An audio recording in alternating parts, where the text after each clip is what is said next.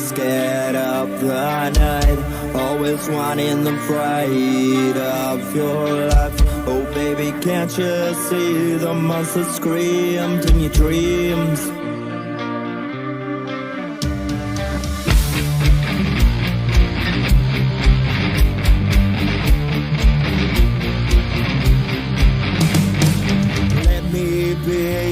Monster, darling, while you're scared of sleep at night.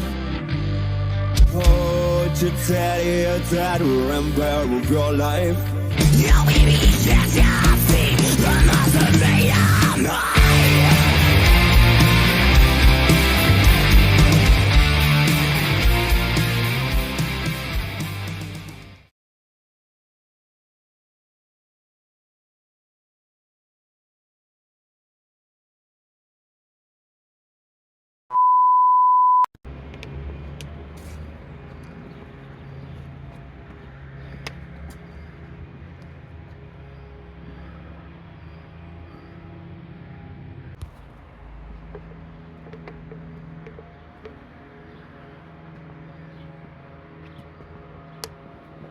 So yeah, we're straight in with this one today, guys. It's going to be a bit of visuals, and it's going to be a bit of photography, voiceovers,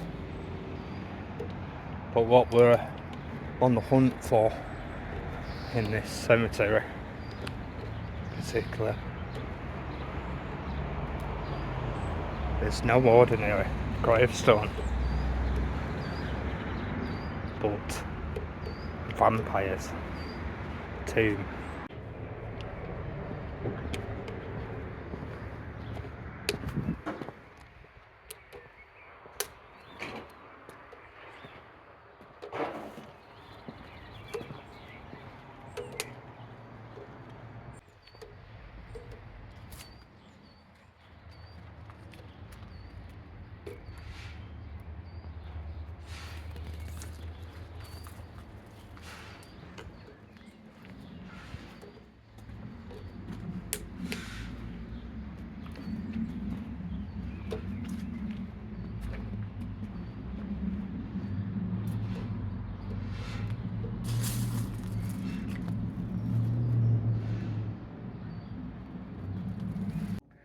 So we're gonna just take you around this church, and then we're gonna show you the vampire's tomb.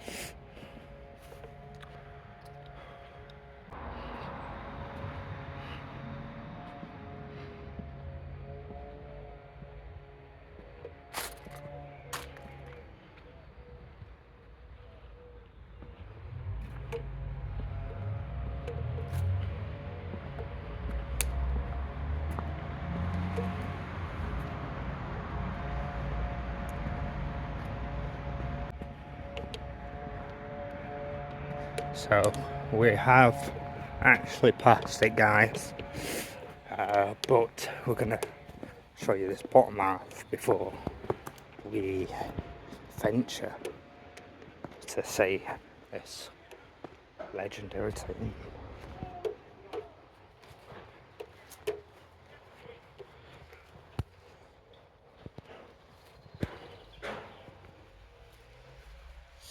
And there's always such a tranquil, peaceful feeling.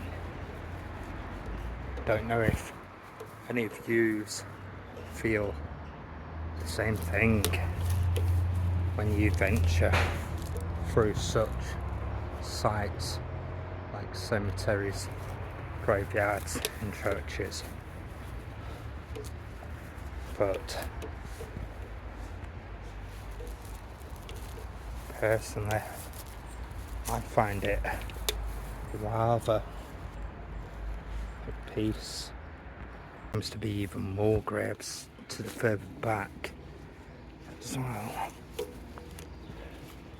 There's no correspondence of like an actual pathway through here.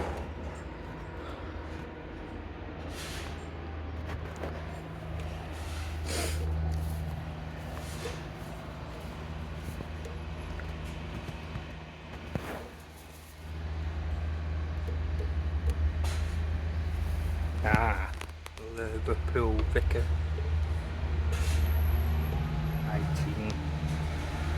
1819, born 1819, obviously entered into rest November 1898.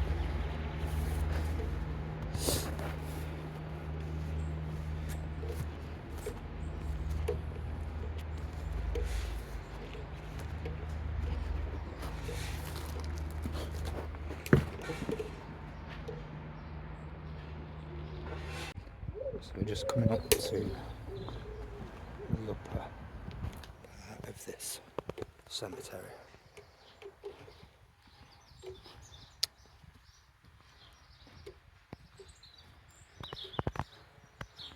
I mean, just looking at it, a lot of these seem more modern than the ones down there by the church.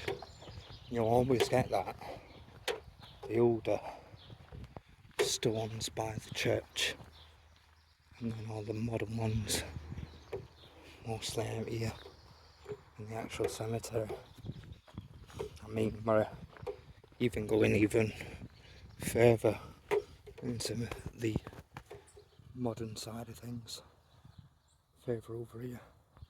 But unfortunately, as nice as some of these gravestones are, we ain't gonna obviously bother with all this, as we're here to see one thing and one thing only, and that's that vampire's gravestone.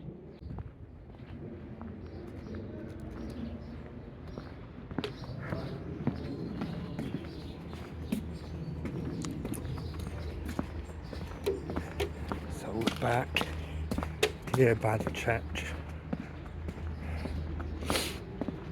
by these stones that we went sort of through.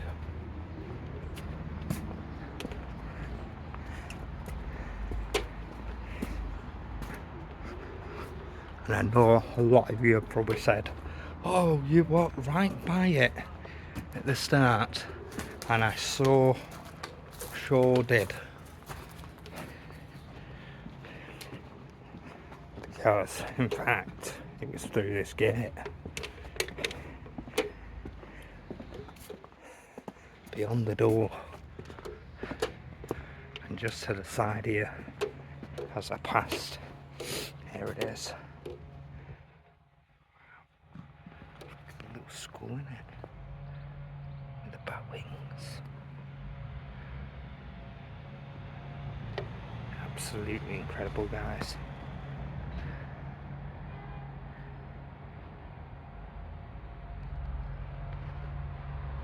Vampire's grave, a vampire's tomb on holy ground. Crazy to think.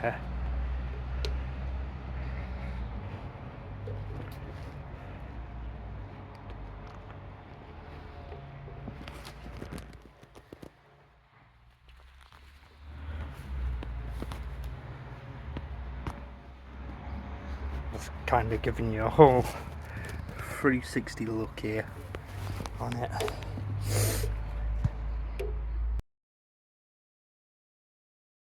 In a quiet village lies a forgotten grave that has terrified locals for generations. Is the 300-year-old resting place of George Smith, a man suspected of being a vampire.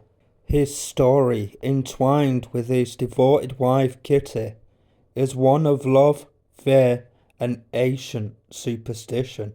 Historical records from the early 1700s describe a series of unexplained deaths in the village.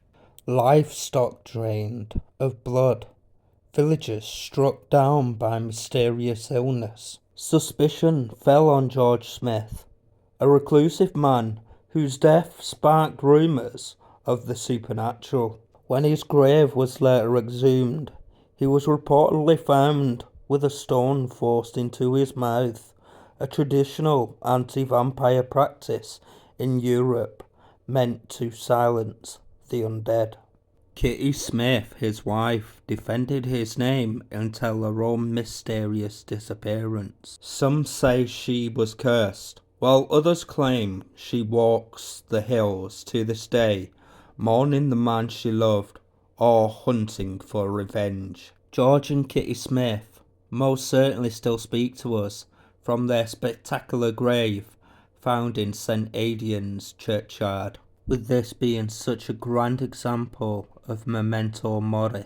This coffin-shaped grave within the grounds of St. Aidan's church will draw you in, especially if you have a curious mind. Shown in the pictures of the grave of the skull and bat wings and snake circled around, you can clearly see a very fine example of memento mori art. Furthermore, a grave like this shows that this couple were of good standing to afford a masterpiece like this. Centuries ago, with the various plagues, death was a part of everyday life, with mortality rates being a lot higher than these days. Also, it was commonplace for the body to rest at home until the day of burial. Along with this, religious beliefs were also strong. Therefore, memento mori served as a reminder to all that death could arrive within the hour, and that all must prepare for a good death. This legend begins one day in 1720. While taking a break from his work in the quarry, George Smith was bitten by a snake. Subsequently, he lost his life, leaving Kitty Smith a widow. Eventually, Kitty would join George upon her deathbed with their reopening of the grave. Although this legend is centuries old and has been altered many times, sometimes you will hear that it was Kitty, in fact, who was bitten by a snake and died, and that George Smith succumbed with grief, then took his own life, and together they were buried here. But isn't this such a lovely example of eternal love that has lasted centuries? Although a wonderful legend that has the making for an excellent tale of Gothic horror, the symbology of a snake eating its own tail is not a symbol representing death from a snake bite. Memento mori in Latin means remember that you will die. Their message to the living is no matter what your status is in life, we all receive death and our souls will be resurrected in the afterlife. Let's look at each symbol seen on the coffin, together with its meaning. We can decipher the true story of life and death. The skull represents death that comes to us all. The wings represent the ascent to heaven or the afterlife. Together, the skull and crossbones are what we call cemetery death heads, Ouroboros, snake-eating tail. This is an ancient symbol representing eternity and the cycle of life and death. Above the winged skull motif, you can see a curtain or drapery. Drapery seen on headstones usually depicts the veil between life and death and the crossing of that plane. To others, it can symbolize God's protection until resurrection. So, what do you believe? Do you believe that a vampire resides here amongst this grave? Or is it only folklore? Let us know in the comments. And don't forget to like, comment, share and subscribe for more content. We'll see you on the next. Peace out.